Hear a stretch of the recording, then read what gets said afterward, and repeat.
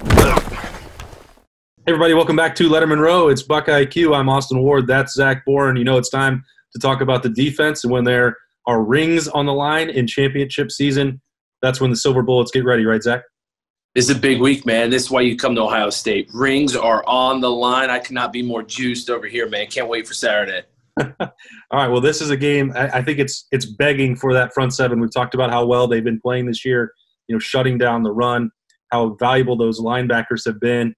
Really coming so far over the last couple of years with Al Washington. Northwestern goes out in the game before the Big Ten title game, runs for 400 yards. That'll certainly get the attention of those Buckeyes.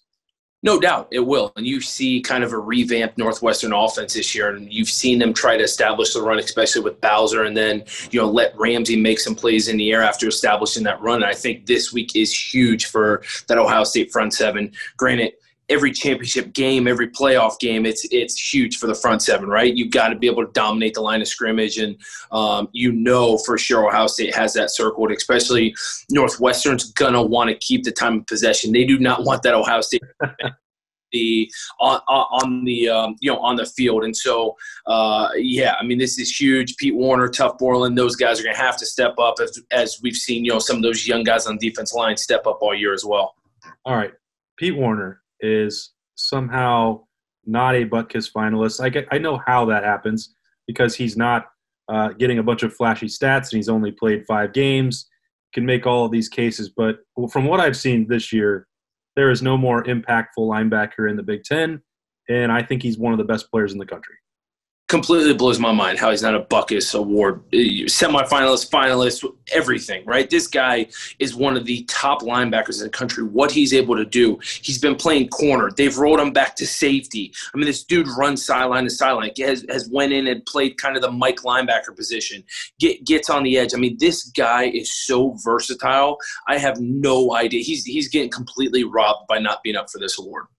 All right, let's talk about why. Again, some of it's not flashy, and that would help him if he had a lot of stats, but that last time out, 8 tackles, some of them weren't, not a lot of forced fumbles, not a pick, just really solid linebacker play, which I know gets Zach excited, so we're going to talk about it right now. Let's roll the tape. All right, Zach, this linebacker play, this was a game without Tough Borland, so Pete Werner and Baron Browning were both kind of shouldering that veteran leadership and production role. He makes 8 tackles in the game. They're not all going to be really flashy plays, at least maybe not in the box score, but man, such solid work.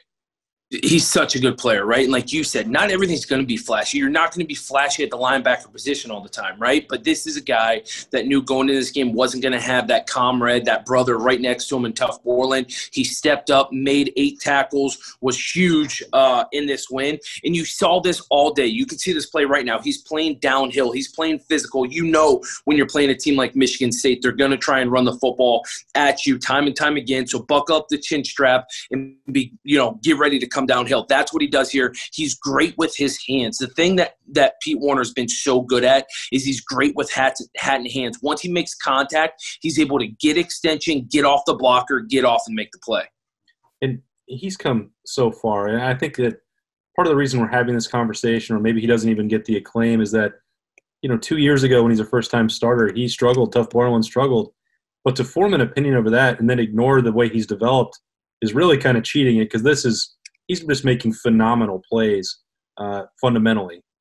I completely agree. And this is a guy that, Billy Davis probably wasn't the best thing for him. And you have a guy like Al Washington that comes into town last year and this year, and you see how Pete Werner's just taken off. I mean, this play is unbelievable. And everyone thinks, this isn't that hard of a play. Listen, he's one-on-one with a running back. He's got the entire from hash to sideline here to make a play. He's got to come down, break down on him. Like, this is a tough open field tackle. Right here, he does a great job getting on his backside hip. As you see him, he's forcing him to the sideline, knowing that he's got help with the outside corner that's coming down. You'll see in the end of the picture, he's got the defense lineman running. But this is perfect. He is so quick, so long. He's able to make this play for basically a 3-yard gain in an open field scenario where the running back catches the ball 4 or 5 yards down the field. This is an NFL-type play that's going to make some of those executives so excited about breaking down his film. Is going to get him, in my mind, drafted pretty high. Yeah, and I wonder what the exact thing you want to do with him, because he's played inside the box, outside the box. You talked about the times he's played, in a corner role basically or drop back to safety.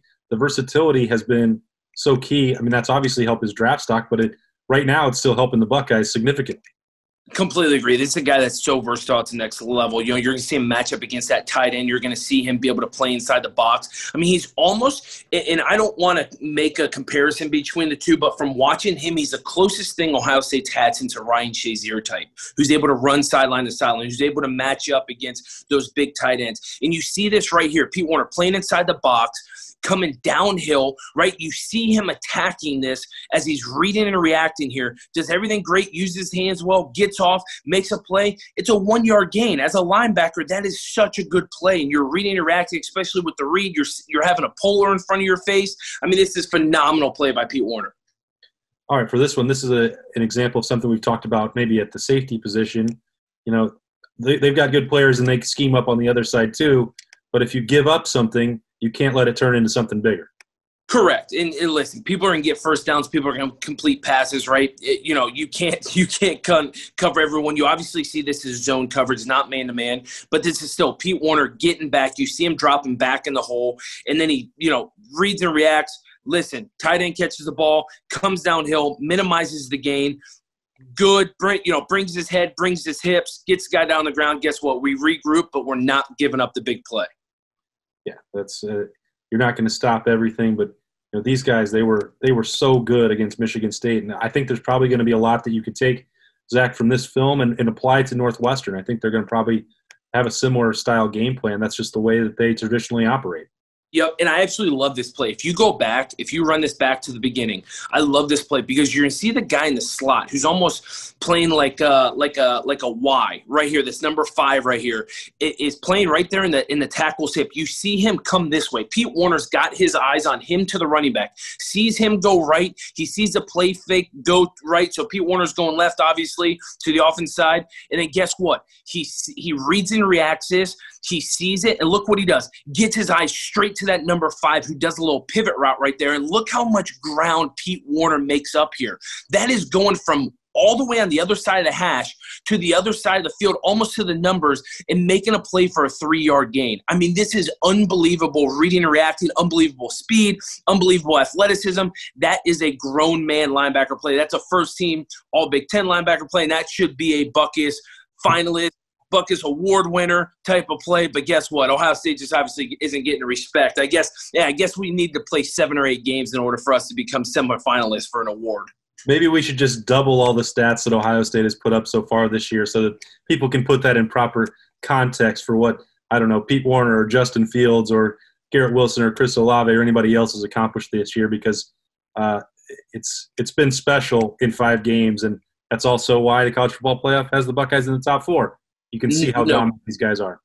No doubt. And I think we could do a whole breakdown on how these guys got robbed in their awards, how Olave and Wilson aren't up for Biletnikoff. And, all these awards are absolutely unbelievable for what these guys have done in 5 games. Maybe sometimes it's not as flashy. Granted, Olave and Wilson have shown some flashy stats, right? But, man, these guys are playing so well. And if it weren't for only playing 5 games, these guys would be talked about as All-Americans, and hopefully they still are at the end of the year.